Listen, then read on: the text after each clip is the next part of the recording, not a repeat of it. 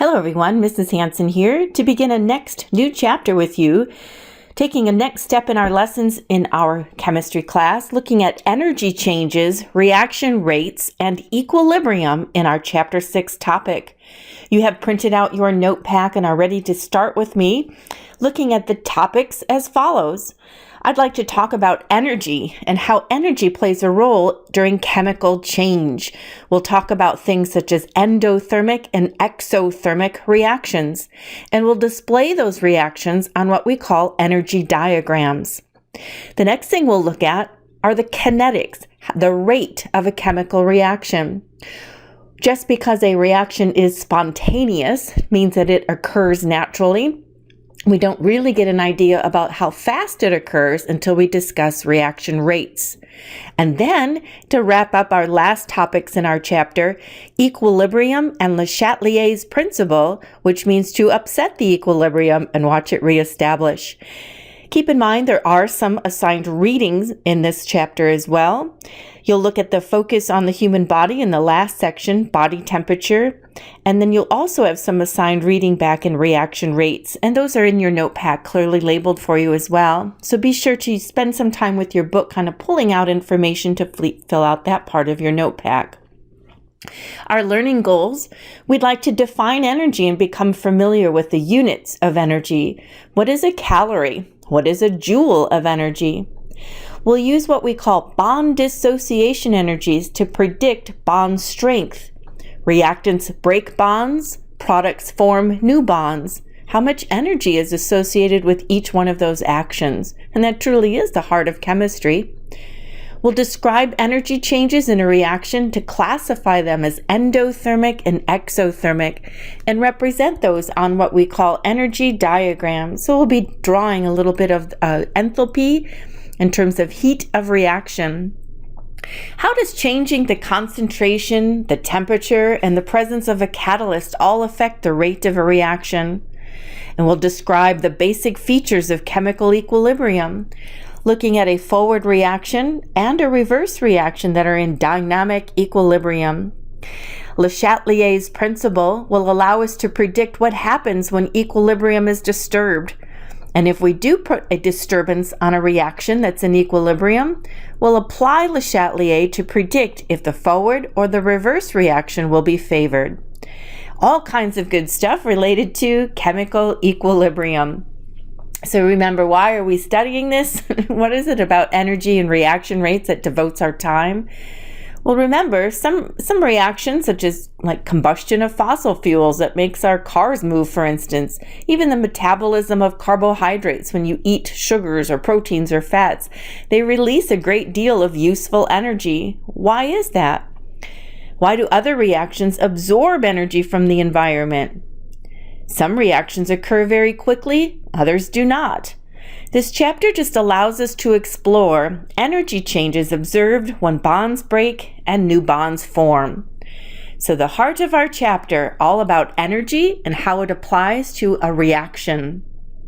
So we'll begin by simply defining the term energy. And in your notepad at the top it says, what is energy? And I'd like you to simply write energy, a classical definition here, is the capacity to do work. Energy comes in two different forms. If energy is the capacity to do work, we look at two classes of energy, what we call potential energy and what we call kinetic energy. I'd like you to define potential energy as the energy that is stored. The energy of position is another way to define that.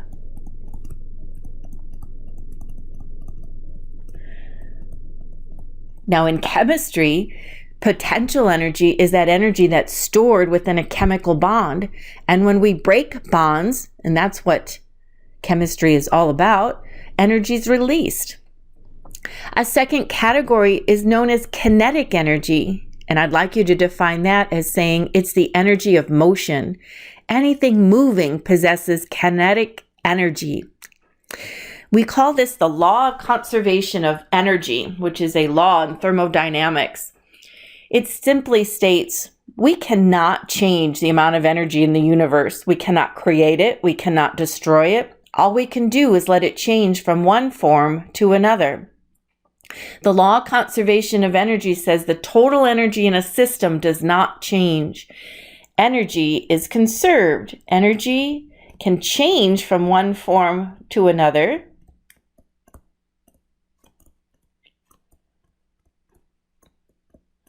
But the amount of the energy in the universe is constant. So a great example of potential energy, and I know this is archery, which is coming up in the Summer Olympics, pulling back that arrow, pulling back the string on the bow and having the arrow ready to launch. When that position is as far back as that lady can possibly pull, she's got potential energy stored in that bow. And of course, when she releases that, you have that now in motion, all of this stored energy in this particular, the string being pulled back is then released and the arrow goes forward. So stored or position, and then of course the motion creates kinetic energy. And I like this diagram too. Here we are at the very top of a roller coaster hill. So 100% is stored energy, the energy of position, gravitational energy here. And then of course you start to go down the hill. About halfway, you have half kinetic energy, half potential energy. And at the very bottom of the hill, 100% kinetic energy because there's no energy of position any longer. So at the top of the hill, stored energy, and when you're in motion, kinetic energy. And when you think about this law of thermodynamics saying we cannot create nor destroy the amount of energy in the universe, we only allow it to change from one form to another. These are examples of those types of energy. Potential energy in chemistry is the energy stored in bonds. Kinetic energy in chemistry is thermal energy, the energy of moving particles, such as heat flow from a hot object to a cold object. There are other types of potential energy, such as elastic. Remember that bow that we talked about in the previous slide? When she pulled back the string, she was storing energy due to tension. There's other types, such as nuclear. You blast apart a nucleus of an atom, all kinds of energy is released. Or gravitational potential energy, like at the top of the hill in the roller coaster. Kinetic energy includes thermal, mechanical, electrical, sound, and electromagnetic waves. All of those on the EM stands for electromagnetic spectrum. All of those are in motion. So if we're studying energy, specifically in chemistry, it will be stored in bonds or released or absorbed as heat. So our focus, of course, is chemical bonds. Chemical bonds store potential energy. And a compound with lower potential energy is more stable than a compound with higher potential energy. That is just really a natural law. It says compounds want to be at the lowest energy possible.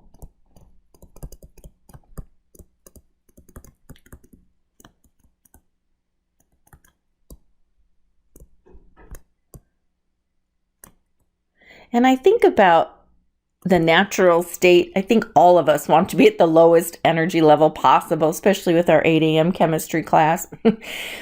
Then we see that reactions that form products having lower potential energy than reactants, they're actually favored. So what that means just visually, here's energy on and just kind of draw this with me, if you will, in your margin. Here we have just an XY axis where we can see on the Y axis is energy. And we'll learn that energy is going to be measured in joules or in calories.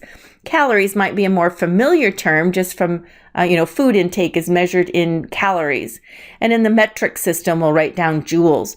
But you can see as energy is increasing on the y-axis, and you can just think of this as time. Time goes by and reactants turn to products. You call that progress of a reaction. If the reactants have this, just kind of an arbitrary line that I draw, a starting amount of energy, and we'll learn that there's this little energy barrier that separates reactants and products. We'll learn that this is called activation energy. And again, we'll redraw this several times because we'll have this energy barrier that here I'm going to abbreviate EA as the activation energy. And as time goes by, the reactants turn to products. And you can see then there's a difference in the amount of heat content, the amount of energy between the reactants and products. The reactants are of higher energy than the products are down here. And we'll see that heat is released. And this is a more stable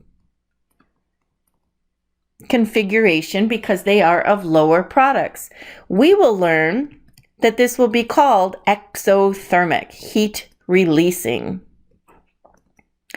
And when bonds break and new bonds form, heat is being released, energy is being released, and we'll measure that energy using bond dissociations. So these units of energy I've been saying, one is known as a calorie, and you can abbreviate that with a small c, or some people will write out CAL for calorie. We define that to be the amount of energy needed to raise the temperature of 1 gram of water by 1 degree Celsius. So a small case calorie, how much energy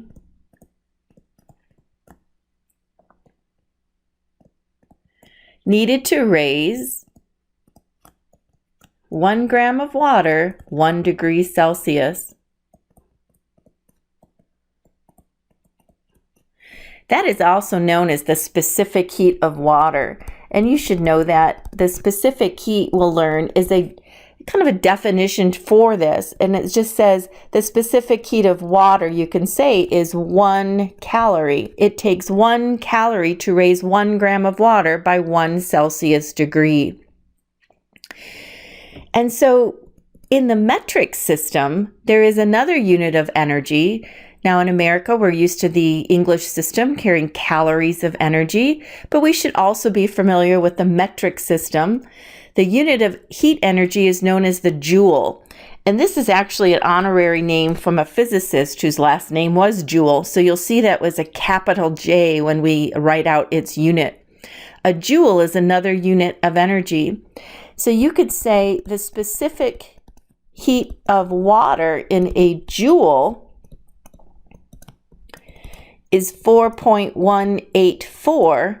That's the conversion between a calorie and a joule. It takes 4.184 joules of heat energy to raise 1 gram of water by 1 Celsius degree. The equivalent values between calories and joules should be memorized. You'll need to know those conversions, so I'll just encourage you to remember 1 calorie is equivalent to 4.184 joules. So both joules and calories can be reported in larger units. So these are actually kind of small calibrations. When I say 1 calorie, it's kind of a small number. So joules and calories are more often reported out in kJs, kilojoules, and kilocalories, kcals. So just thinking that through, we know that kilo means 1,000. So it takes 1,000 joules to equate to 1 kilojoule. It takes 1,000 calories to equate to 1 kcal, a kilocalorie. And so we can equate these two as well. A kilojoule and a kilocalorie would have the same conversion as a calorie to joule. 1 kcal is equivalent to 4.18 kilojoules, kJs. So let's kind of bring that out to practice. Let's practice converting between heat units. You'll need a calculator for this part of your lesson.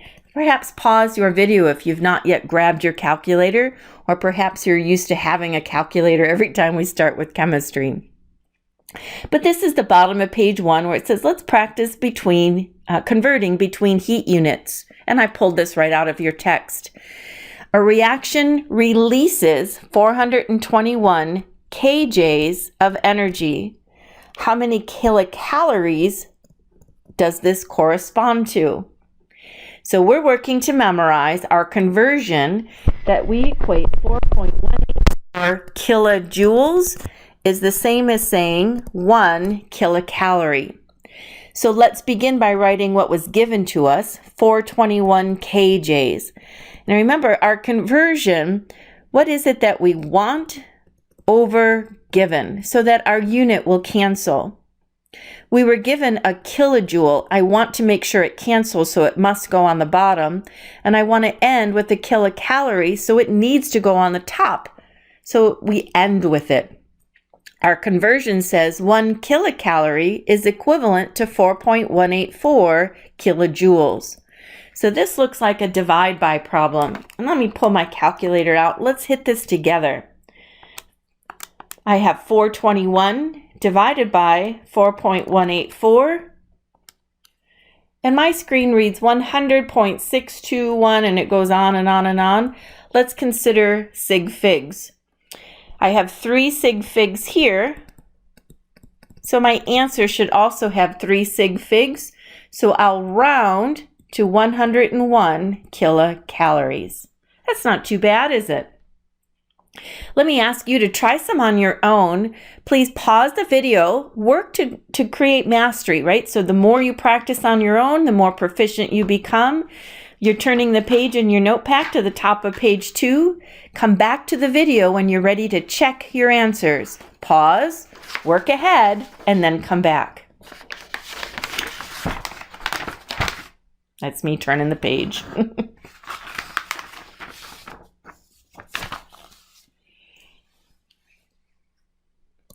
In letter A, we started with 42 joules, and we wanted to go to calories.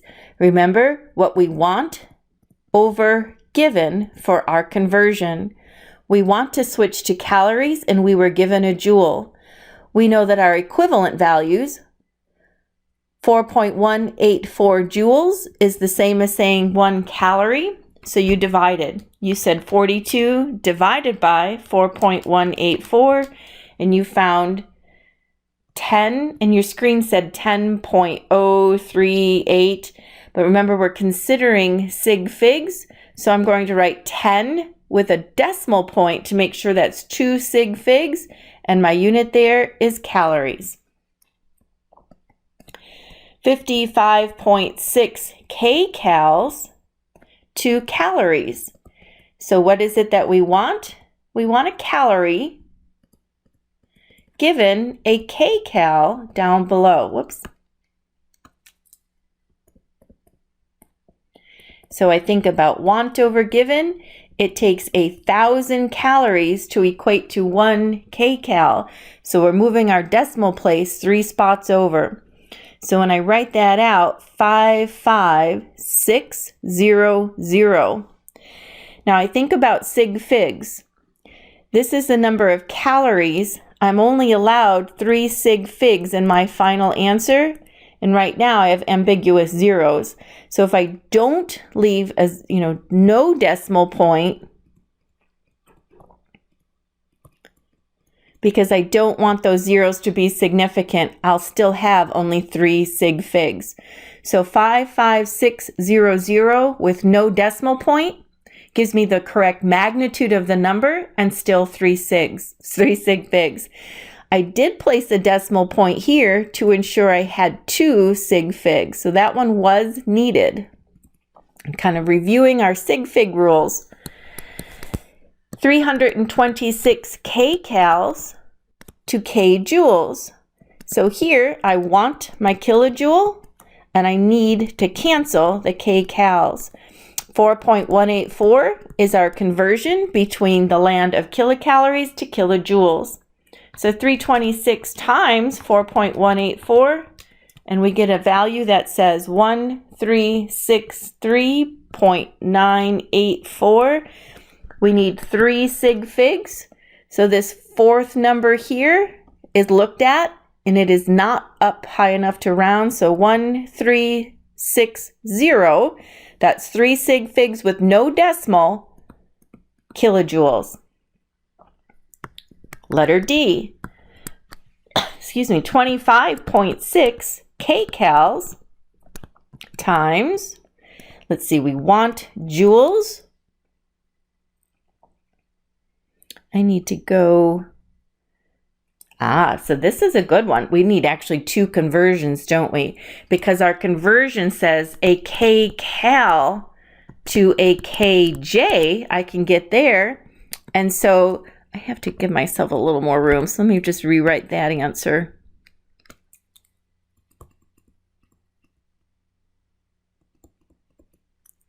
Yeah, this will work for us. We want kcals. And so therefore, to cancel kcals, it takes 1 and 4.184 kJs.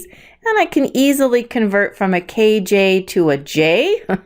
And by doing that, we know it takes 1,000 joules to equate to a kilojoule. So this involved two transfers. Kcals canceled in the first step, kjs canceled in the next step, and we'll finally land to joules. So to hit that, 25.6 times 4.184 times 1,000. And my screen has a really big number. It says 107,110.4 joules. We have to equate that to 3 sig figs. There's 3 there. So 3 sig figs, 107,000, no decimal.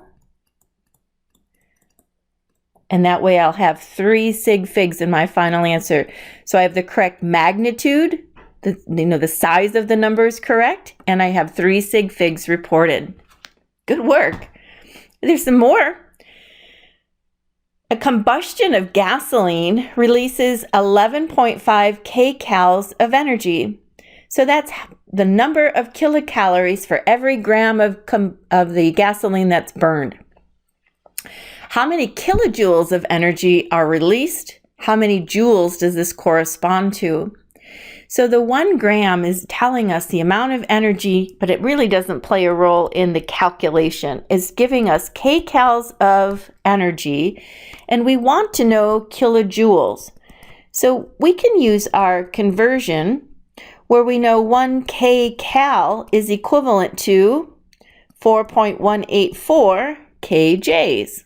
And we can get our first part of the answer by simply multiplying 11.5 times 4.184. Did you find 48.116? And then we'll consider proper use of sig figs, so we'll round 48.1 to get 3 sig figs, and that's a kj. How many joules does this correspond to? Well, that's just changing out our kilojoules into just simply a joule. And we know kilo means 1,000. So there's 1,000 kilojoules or 1,000 joules in 1 kj. That means we're going to take our decimal and move it 3 spots to the right. So that becomes 48100 joules. No decimal point, so I can retain 3 sig figs. How are you doing? These aren't bad at all, especially after coming off of stoichiometry. I'm sure these are nice. Now, where can we apply this? And we'd like to talk a little bit about energy and nutrition at this point, kind of bringing in an application of, these units called calories and joules. When we eat things that contain proteins, carbohydrates, and lipids, we're actually metabolizing those large molecules into simpler molecules. And when I say metabolize, that just means we're breaking down, right? This is a decomposition type of process. And we're breaking them down into simpler molecules that release energy. Releasing energy because bonds are breaking.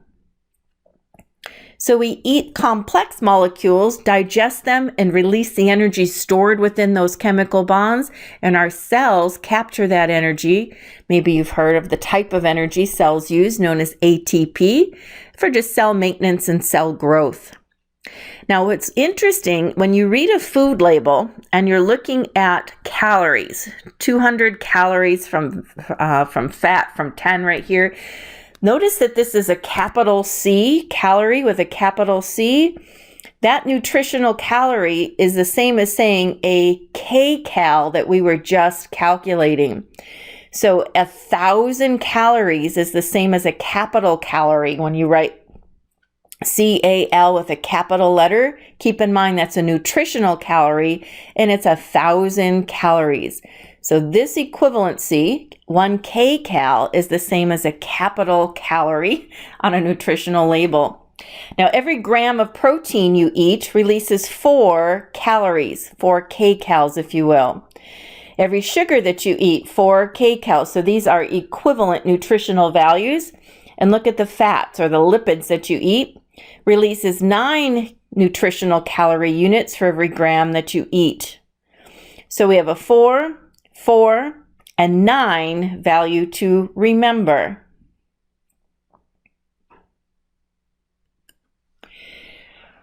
We can apply that into some sample problems where we calculate nutritional calories. Let's say we eat a baked potato and it has 3 grams of protein. It has 23 grams, oh, it has a trace of fat. I like that. Trace of fat, not even enough to calculate, and 23 grams of carbohydrates. Estimate the number of food calories that you ingested by eating the baked potato. So again, from our conversion where I said, remember these conversions, it allows you to solve problems like these. I remember that we have 1, if you go back to this conversion, just make sure you see that. For every 1 gram of protein, 4 calories of heat is released. Carbohydrates, same number, 4 calories for every gram that you eat. So notice we have grams, so we're placing up here 4 calories. Notice I'm writing a capital C for every 1 gram. And it's the same for the carbohydrate. There are 4 capital C calories in every 1 gram of carbohydrates as well. So 3 times 4, that I can do in my head, that's 12 calories of energy being released from the 3 grams of protein, but I have to hit on my calculator. For 23 times 4, that's 92 calories of heat being released for ingesting the carbohydrates. And so the total calories in my baked potato is 92 plus 12, and that gives me 104 nutritional calories. And so I write that with a capital C. About 100 calories to eat a baked potato. Not too bad. Shall we try another? How many calories are contained in a tablespoon of olive oil, which contains 14 grams of fat? Okay, so here, 14 grams of fat, which is lipids in our biomolecules. Now I have to remember that 9 calories of energy are released in every 1 gram of fat. So now my conversion says there's a lot more stored energy in a fat molecule than in sugars and proteins. So 14 times 9 gives me 126 food calories in that tablespoon of olive oil.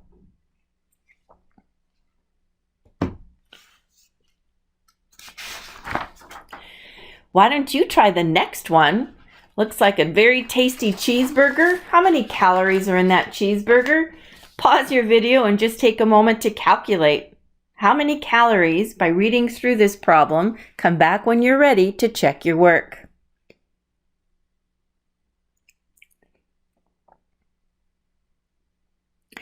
Knowing the number of grams of protein, carbs, and fats allows you to estimate the food calories of any food product. So here's a 1/4 pounder with cheese. We have 29 grams of protein. Each gram will release 4 food calories. We have 40 grams of carbohydrates. And in that would also release 4 calories for every 1 gram. And there's 26 grams of fat. And that's going to release 9 calories for every 1 gram. Let's go through and find each individual's contribution to the total. 29 times 4. So from proteins, we're getting 116 calories. 40 times 4 gives us 160, the contribution from the carbs. And 26 times 9 gives us 234 calories from the fat. So the total is that sum, 116 added to 160 added to 234. There's 510 calories in our cheeseburger. Still looks delicious, don't you think? So in our first lesson, we've practiced with identifying types of energy, kinetic energy and potential energy, knowing that in chemistry, our focus is on stored energy in bonds and breaking it to release heat or forming them to absorb heat. Molecules move, they have kinetic energy. And as we consider energy changes in reactions, we think about, what is chemistry? How do these molecules come together and reactants go to form products? Well, the heart of that answer is understanding when molecules come together and react, there's a collision. And so when I say a collision, you have to think about literally two molecules that are in motion must collide with one another to break bonds, or they must come into contact with each other to form new bonds. And that's the heart of a chemical change. Bonds are broken in the reactants, and new bonds are forming in the products. To break a bond requires energy. So think about this as part of your example. Energy is required to break this bond. And when we break a bond, each electron that's in the shared pair returns to its original owner. So we end up with 2 atoms of chlorine. So we have a Lewis dot structure of a diatomic molecule, a chlorine to a chlorine, a shared pair. When we're drawing our Lewis dots, we represent all electrons around the chlorine. And then we're breaking a bond in this arrow.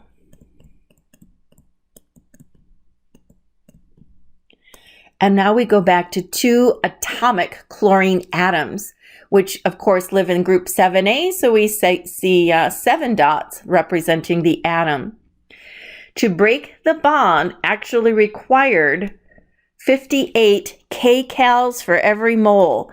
So when I wrote energy here, I could even include the number 58 kcals to break a whole mole's worth of chlorine molecules. To cleave means to break. To break the bond requires energy. And now just flip that around. Let's put it back together. So here we're breaking bonds, here we're forming bonds.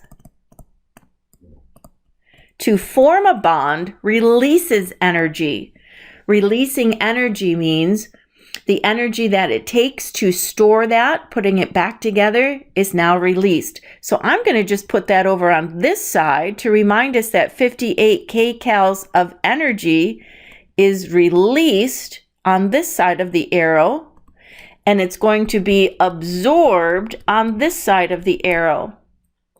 We will learn that if energy is required to make a reaction occur, we call that endothermic. And if energy is released through a chemical change, we'll learn to call that exothermic, heat releasing.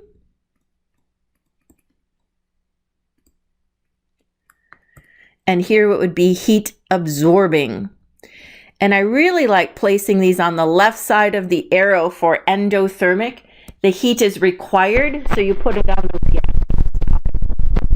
And if heat is being released over here in the exothermic, I put it on the product side. It's just coming out of the reaction. And notice they are exactly the same amount. If 58 kcals is required to break the bond in the forward direction, you would have 58 kcals coming out of the reaction in the reverse order. So we've said some important words, endothermic and exothermic reactions. What we're really looking at is something known as bond dissociation energy. To dissociate means to separate or break. How much energy is needed to break bonds or to separate the atoms into their own individual components? And this delta H is going to be the symbol used to represent the heat of a reaction. It's known in thermodynamics as an enthalpy change.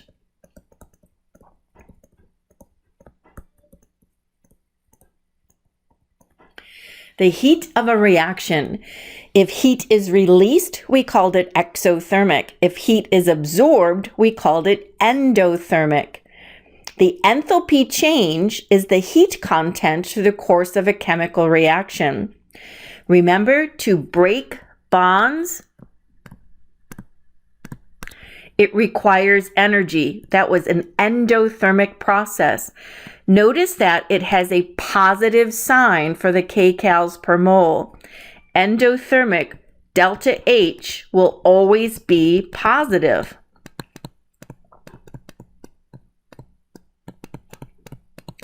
Because it requires energy. Think of it as a reactant on the left side of your arrow. It's required. You have to input energy to make the reaction occur.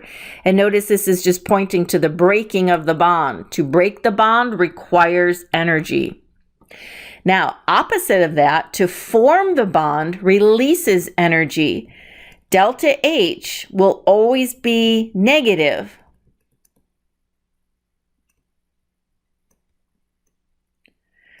And that's true every time you have an exothermic reaction. The heat of reaction is releasing energy. To release energy, think of it as a product on the right side of the arrow. It's coming out of the reaction. So the word enthalpy change, enthalpy is really just nothing more than heat. It's a thermodynamic property in chemistry. Perhaps if you had a high school chemistry, you learned about enthalpy. Perhaps you even heard about entropy, which is disorder, and these are just thermodynamic properties. Delta H, enthalpy, delta S is entropy. We're looking at enthalpy, a thermodynamic process. Just think of it as heat. How much heat is associated during a chemical change? If it's being absorbed, endothermic. If it's being released, exothermic.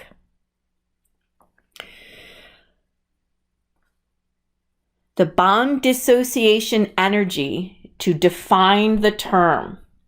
Let's write that as saying it's the heat, the delta H is heat, for breaking a covalent bond between two atoms. The bond dissociation energy.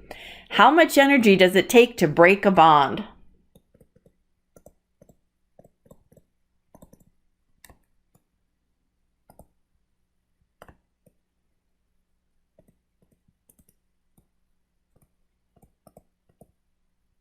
There, perfect. The amount of energy needed to break a bond is known as bond dissociation energy. And remember, to break a bond is always an endothermic process, so it will always be a positive number. Notice that an endothermic process is always a positive number. So to break a bond, which is the term cleave, to cleave a bond, each of the atoms receives one electron, right? So I'm breaking this, the two electrons that are in the shared pair cut right down the middle, and we form atoms. So we had a molecule of hydrogen go back to two separate atoms. To do that required 104 kcals of energy. Now the opposite process, to put it back together, to form a bond. Forming a bond releases energy. It's an exothermic value, so it's always a negative number. They're equal but opposite signs. Forming bonds releases energy. Breaking bonds requires energy. So as we think about bond dissociation energy, we can also consider a periodic trend.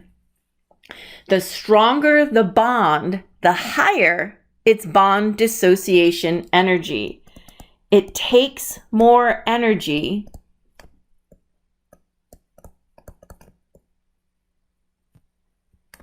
to break stronger bonds. Now let's put that together with a periodic trend. Let's consider the halogens, group 7A. And if you can just envision your periodic table, at the top of group 7A is fluorine, underneath that is chlorine, underneath that is bromine, underneath that is iodine. So there are the halogens as we refer to them. Now, if we consider just a bond between HF, HCl, HBr, and HI, and that's what we're showing here, those bonds between the halogens. The strongest bond is between the smallest atom. Fluorine is smaller than chlorine. Chlorine is smaller than bromine, and iodine is the biggest of all. So what that means is that this bond is the strongest because the fluorine's protons are holding tight to the electrons. It is the most electronegative element. In terms of electronegativity, fluorine is holding these electrons very, very tight. A tight hold on electrons. And then as you think about, the size of fluorine, here's its nucleus, and it only has 2 energy levels. And so you can see that the protons have a great ability to keep its electrons close. By the time you get to a chlorine, there's 3 shells on the chlorine, so this has become a little more shielded. The protons are having a harder time keeping those electrons close. And by the time you get out here to iodine, you have 5 valence shells, and the protons are very shielded by those outer electrons. And so therefore, this bond between HI is not as tight and it's easier to break. The smaller the atom, the more electronegative the atom, the stronger the bond. The bigger the atom, the least electronegative atom is the weaker bond. And you can see based on the bond dissociation energies, HF requires 136 kcals per mole to break that bond. HCl requires a little less, 103 kcals per mole. HBr, a little bit less yet, 88 kcals per mole. And the HI is at 71 kcals per mole. You will see the bond dissociation energy decreasing as you go down the column.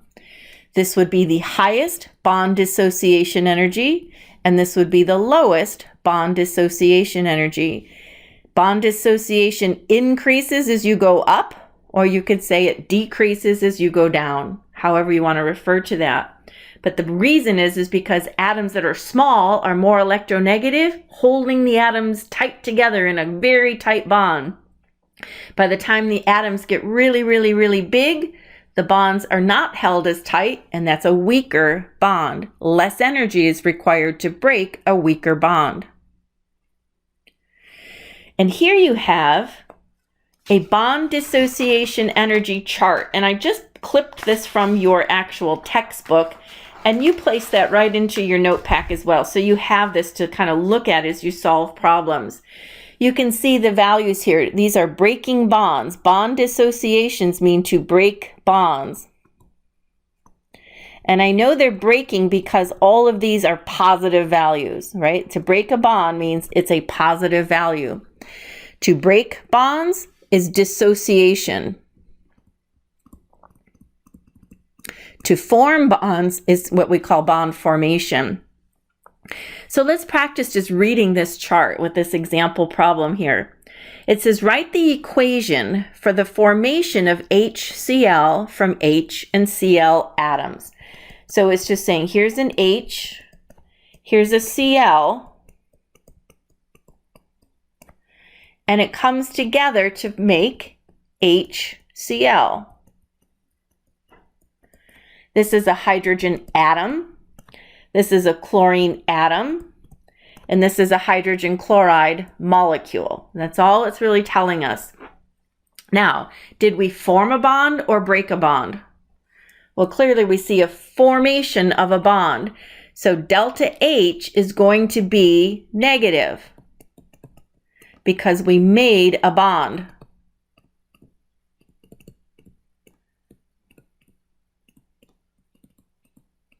And I know exothermic is always negative. Well, how much energy did it release?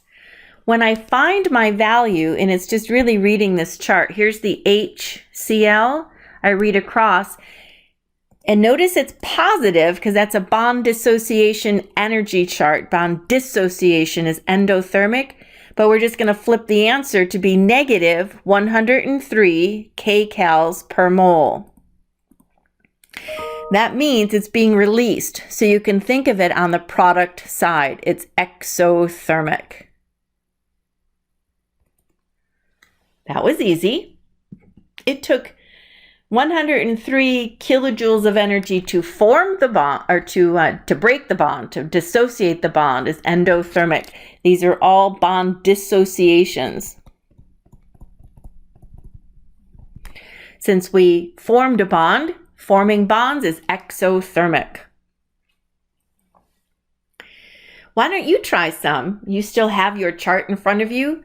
Remember, give the delta H for each reaction and classify as endo or exothermic. Come back to the video when ready to check.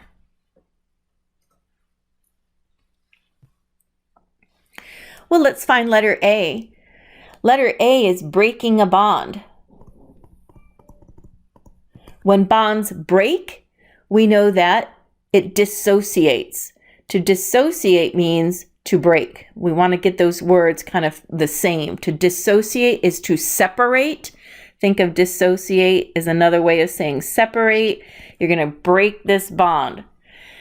So HBr, when I come to my chart and I just find HBr and I just read across, and I would notice that the value there is plus 88 kcals per mole. So for letter A, the delta H is positive 88 kcals per mole, which makes this an endothermic process, meaning that it takes energy. Energy is absorbed by endothermic. How about letter B? Well, letter B is forming a bond. And to form a bond, we know is exothermic. So let's go to our bond dissociation chart and find HF. And of course, I see it right here. So with HF, the delta H is given as positive 136 for breaking, but we're forming a bond in letter B, so we know it's going to be negative 136 kcals per mole. That is an exothermic process, meaning that heat is being released from the system to the surroundings. And letter C, HOH, we're breaking a hydrogen to oxygen bond. Breaking bonds is endothermic. So where did you find that on your chart? Oh, it's right above here. So it's 119. So delta H is 119. Now remember, we're breaking bonds, so it remains positive. We know that it is exothermic and that heat is being released. That's why you have, oh, that's bad. Heat is being absorbed. I'm so sorry. I just fixed that quickly.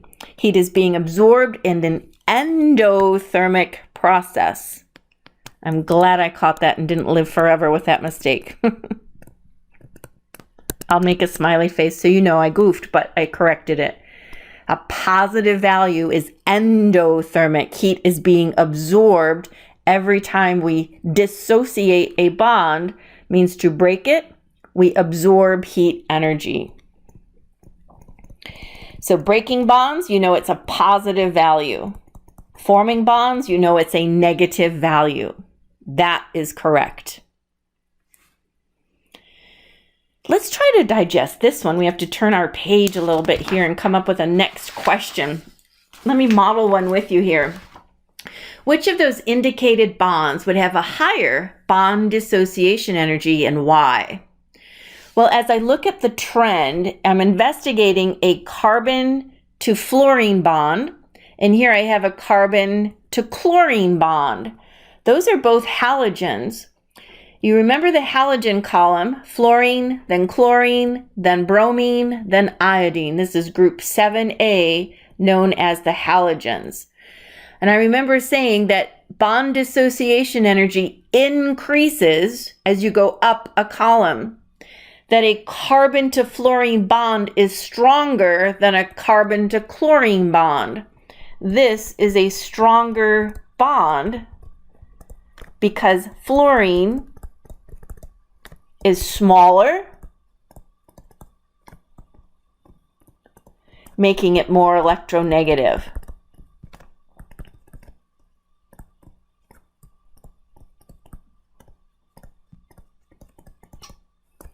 So which one has a higher bond dissociation energy? The CF.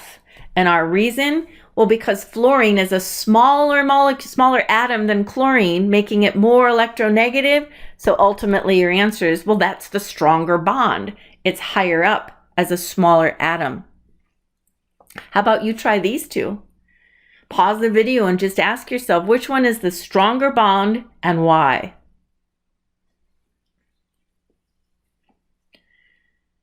All right. Well, here I bet that's very similar to what you just practiced. Here I have a CI or a CBr. And clearly you can see, as you remember your halogen trend, fluorine, chlorine, bromine, iodine. The stronger bonds increase as you go up the column. So who's higher up? Well, of course, it's bromine. So this is the stronger bond. Bromine is more electronegative than iodine. It's a smaller atom, therefore it's a stronger bond. That means it has a higher bond dissociation energy. Can I write BDE, bond dissociation energy? What'd you do with letter B? Well, this is a trend from group 6A. That's oxygen's family. Oxygen is above sulfur on the periodic table. So remember the trend, as you go up a column, bonds get stronger because atoms are getting smaller. So therefore, this is the stronger bond. Because oxygen is smaller, it's more electronegative. It has a tighter hold on those electrons. So it would have a higher bond dissociation energy, being that it's a smaller, more electronegative bond, it's a stronger bond. Okay, we're doing great. We can actually bring in some of these calculations into a delta H value, writing thermochemical equations. So I think about this thermochemical equation is just more or less the same thing as a balanced chemical equation with the delta H information included.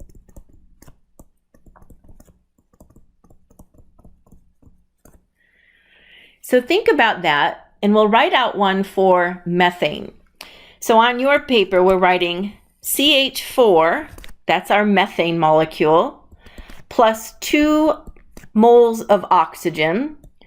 These are all in the gaseous phase, forming a mole of carbon dioxide gas and 2 moles of water. And as part of that, you're going to write delta H is negative 213 kcals per mole. You're just including the delta H value right at the end of your chemical sentence. Now I want you to notice the negative sign. Negative sign means heat releasing. It's exothermic.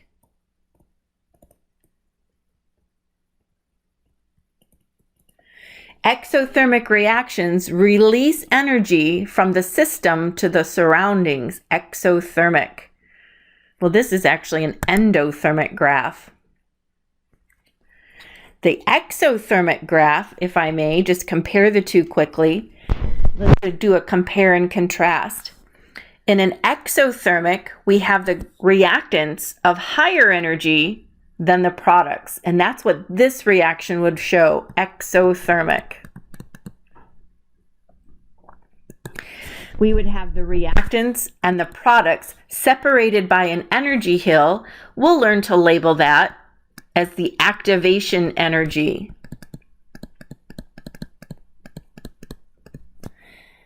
When we see a diagram that shows the reactants of higher energy than the products, this is our value here of delta H, the heat of reaction.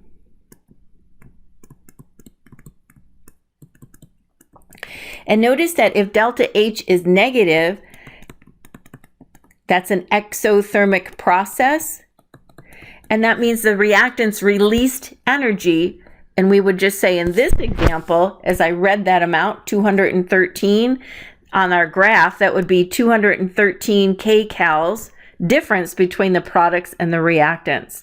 The reactants let off 213 kcals of energy. And the reason I redrew that is, notice here, I have a graph where I have reactants climbing this energy barrier called the activation energy, and the products actually ended at a higher state. Well, this is an endothermic process, meaning that energy is absorbed and it's required.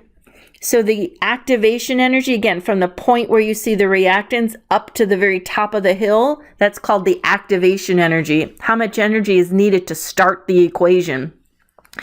Since the products are of higher energy than the reactants, the delta H here, the heat of the reaction, comes out positive. So we'll compare those graphs in an exo and endothermic process. Drawing the energy diagram for methane is this requirement. Methane released 213 kcals of energy. Now if we consider this reaction, where carbon dioxide and water form glucose and oxygen. This is the thermochemical equation for photosynthesis. 6 moles of carbon dioxide in the gaseous form plus 6 moles of water in a liquid form react to form 1 molecule of glucose, C6H12O6, and 6 molecules of oxygen. The thermochemical equation includes the delta H at the end of your chemical sentence. So thermochemical equation says, write out your balanced chemical equation, and at the end of your sentence, include the information about delta H. Now notice this is a positive sign, meaning that it's heat absorbing.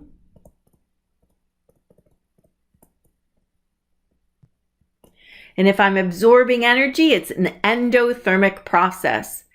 And this is the graph that we'll draw for an endothermic process. And this is actually correct. The reactants climb an energy barrier and end at a higher amount of energy than the initial reactants. So reactants go to products. I'll just write R and P. You can do the same.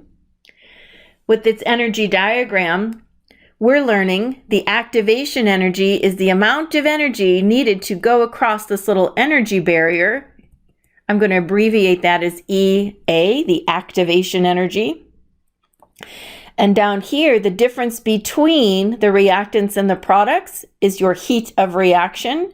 And since we're at a higher value, positive 678 kcals should be labeled on your graph. So as reactants climbed to products, it had to absorb 678 kcals per mole. So we're just looking at energy changes, heat releasing, heat absorbing, kind of sprinkling in actually the next section as well, talking about energy diagrams. If you see the reactants of lower energy as compared to the products, it is endothermic. If you see, as in what we drew here, the reactants of higher energy as compared to the products, that's how we know it was exothermic. Our energy diagrams compare the amount of energy stored in the bonds of the reactants as compared to the products. Let's consider this. When 2 molecules of ammonia, NH3, decompose. This is a decomposition problem. It decomposes to form 3 molecules of hydrogen and 1 molecule of nitrogen. To do so, the delta H is included as 22 kcals per mole, and notice its sign is positive. This is a thermochemical equation. It's a balanced chemical equation that includes the delta H information. I want you to think, and the true definition of this is enthalpy, which is a thermodynamic property related to heat. But it's really okay to just think of delta H as the heat. How much heat is being absorbed or released during this reaction? Well, from a thermochemical equation, to know if it's being absorbed or released, we simply look at the sign.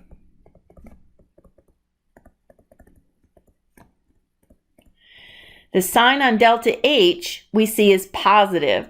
So a positive delta H indicates that it is an endothermic reaction, meaning heat is being absorbed. It is required for the reaction to occur. Requiring energy means that the reactants are stronger bonds than the products. So all endothermic reactions, the reactants have stronger bonds than the products.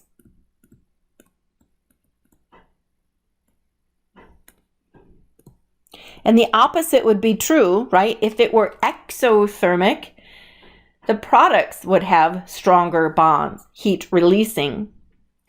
So if you think about this energy diagram, I would have the reactants down low and the products up high. The reactants turn to products. And just think about, here's our energy on the y-axis, and just saying as energy goes up, the difference between the reactants and products is known as your delta H. And this would need to absorb 22 kcals of energy for every mole of reactant. So there's your visual of an endothermic reaction, absorbing energy. So clearly you see the reactants are of lower energy. The reactants are. In that graph, just to emphasize, reactants absorb to go to products. The reactants are here of lower energy. The products are up here, so therefore they're of higher energy. And this is an endothermic process. Heat is being absorbed. Digest that, huh? How about trying this one on your own? Well, this is going to involve a little calculation. So, well, let's try this together. I'm not going to ask you to try it on your own unless you want to pause and just kind of process, take a little break, but I'll go ahead and kind of model the first one. We're looking at a thermochemical equation.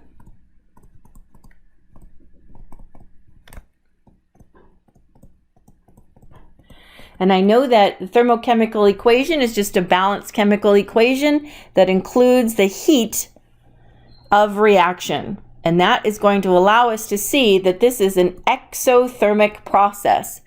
And just to think about that, we have an exothermic, meaning the reactants go to products where the heat is being released. So as reactants turn to products, our delta H, the difference between the energy level of reactants to products, is negative 531 kJs. We'll also learn to define this area as the activation energy, E sub A, how much energy is needed to separate the reactants and products. But the delta H is the difference between the reactants and products. And we'll practice that in our section 3. I'm just seeding that so it's easier when we get there. The combustion of propane, C3H8, with oxygen occurs with the balanced chemical equation, and it releases 531 kcals of energy. How many kilocalories of energy are released when 0.75 moles of propane are burned? Well, this is a conversion. So this is our given amount. We have 0.750 moles of propane. And this is just a conversion of we've been practicing what do we want from given. Well, we want to solve for kilocalories given the number of moles of propane. Given a mole, calculate a kilocalorie of energy. From your balanced equation, we have negative 531 kcals. See how that's just right here as part of your balanced equation? And the number in front of the propane here is 1. So this is what we would call our stoichiometric ratio. The little heart of our problem in the stoichiometric ratio, our want over given. We want to know kcals. From the balanced equation, it's negative 531. We were given moles of propane. From the balanced equation, its coefficient is 1. So let's go ahead and solve that. 0.75 times negative 531. And my screen reads, well, I'll write it down here, negative 398.25. Let's turn that into 3 sig figs, so negative 398 kcals of energy released. A one-step mole conversion, really, where we're inviting kcals into the stoichiometric ratio. Shall we try one more together? What if we're given 1 mole of molecular oxygen and we're asked to solve for kcals of energy? With this conversion, we want to know kcals given moles of oxygen. And just think about your want over given ratio from the balanced thermochemical equation. Those conversion factors just come from your equation, don't they? We want to know kcals. Its coefficient, or its value here, is negative 531 from the balanced equation. And we started with moles of oxygen. Its coefficient from the balanced equation is a 5. So our ratio, our want over given ratio, negative 531 kcals for every 5 moles of oxygen. And when you solve for that, 1 times 531 divided by 5. And my screen reads negative 106.2, but we should probably just carry the 3 sig figs, negative 106 kcals of energy. We just practiced doing mole conversions using balanced chemical equations. Now that I've modeled 2 of those problems, I'll encourage you to try the others on your own and come back to the video when you're ready to check. You have a few problems on the remainder of page 6.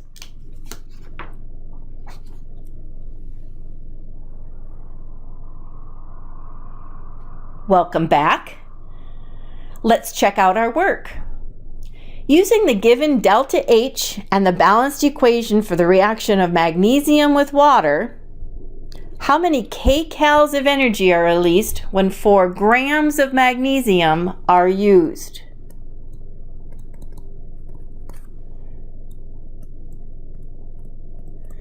We're given 4.00 grams of Mg. Now I know that coefficients stand for moles. So therefore, no matter what unit I'm given, my job is to get it to a mole. So in step 1 of our stoichiometry roadmap, we divide, let me write that correctly. You divide to head into the mole, and we're going to divide by molar mass to convert into a mole. So in my first conversion, I had to go and find the molar mass of a magnesium atom, and I report that as 24.3 grams. So just to remind myself, we divide to head into the mole, and our conversion factor is called molar mass. Then on our stoichiometry roadmap, we ratio. Our ratio is always want over given. We want to know kcals. This is an exothermic reaction. I see the negative sign, negative 83.9 kcals of energy. And I started at magnesium, whose coefficient is a 1. In our first step, we divided to convert to a mole. In the second step, we ratioed. And our last step here will just be to calculate to end at kcals. So we have 4 divided by 24.3 times negative 83.9. My screen reads negative 13.81. I'm going to use my 3 sig fig rule, so negative 13.8 kilocalories of energy. How'd you do?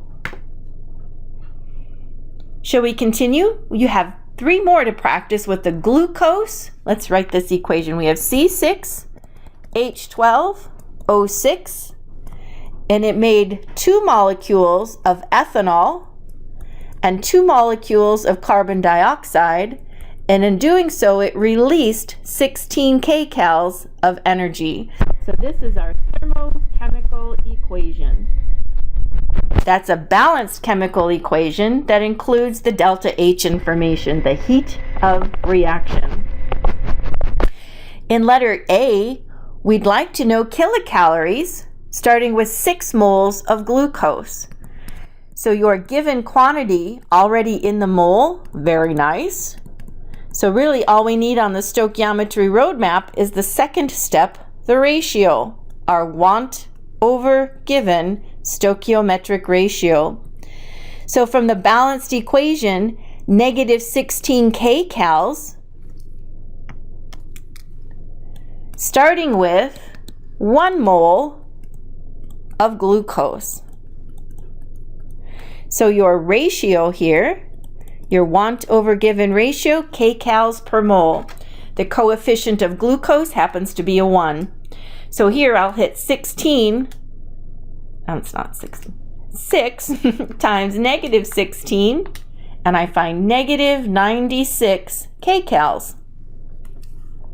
Does that match your paper? I bet it does. You're doing great work. How about letter B? You started with 1 mole of ethanol. That was your C2H6O, and we want to know kcals.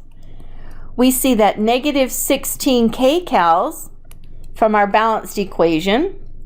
And now notice that we have a coefficient of 2 in front of the ethanol. So that means for 2 moles of C2H6O.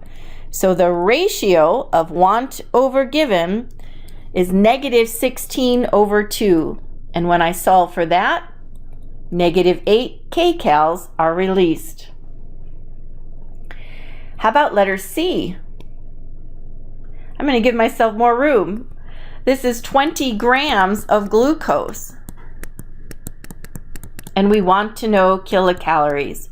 So that means we have to get into the mole first. So step 1, we divide by molar mass. Then we can ratio. So I've got to go to work and find the molar mass of C6H12O6. I know carbon has a molar mass of 12, and I see 6 of them in the formula. Hydrogen has a molar mass of 1, and there's 12 of them in the formula. And oxygen has a molar mass of 16, and there's 6 of them in the formula. So I'm going to count 12 times 6 plus 12 plus 16 times 6, and you find a molar mass of this sugar molecule as 180 grams. Now we can set up our want over given ratio. From our balanced equation, oops, I scrolled too far down, it was negative 16 kcals. And what about that coefficient in front of the glucose? Oh, right here, it's a 1. So there's our ratio step. Step 1, divide. Step 2, your ratio, and that will land us at the kcals of energy. And we know it will be an exothermic exothermic answer. 20 divided by the molar mass of 180 times negative 16. And this gives me negative 1.78.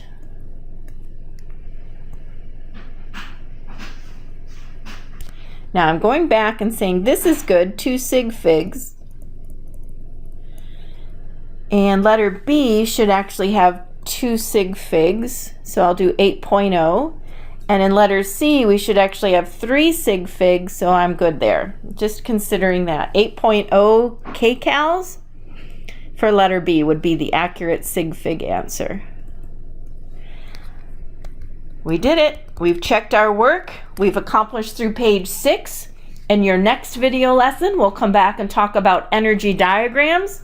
But I'll be honest, because I'm sneaky, we've already talked a lot about energy diagrams by drawing endo and exothermic reactions. Take a break, come back to your next lesson when ready.